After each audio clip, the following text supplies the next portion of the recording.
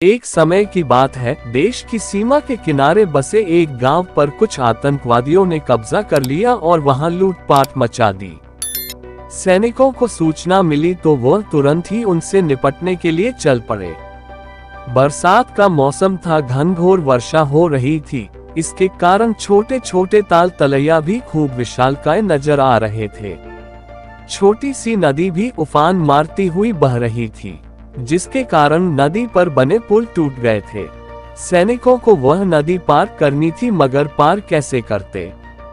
सैनिकों ने सोचा, कई प्रकार की युक्तियां लगाई, किंतु वह पार पाने में असमर्थ रहे।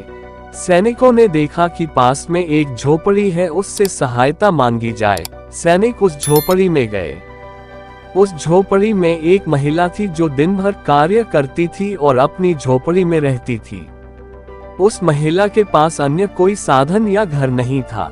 सैनिकों ने जब बात बताई कि आतंकवादी गांव पर कब्जा कर चुके हैं और हमें फौरन वहां पहुंचना है, इसके लिए यह नदी पार करने के लिए कुछ लकड़ियों की हमें आवश्यकता होगी, जिसके कारण हम नदी को पार कर पाएंगे।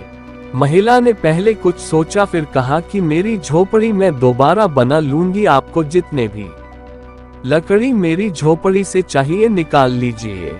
महिला की इस भक्ति से सैनिक गदगद हो गए और यथाशीघ्र ही नदी पर एक पुल का निर्माण किया गया, जिससे सभी सैनिक नदी के पार उतर गए। महिला के इस देशभक्ति की सराहना जितनी करे उतनी ही कम है। सैनिक जल्दी ही उस गांव पर पहुंच गए जहां आतंकवादियों ने कब्जा किया हुआ था।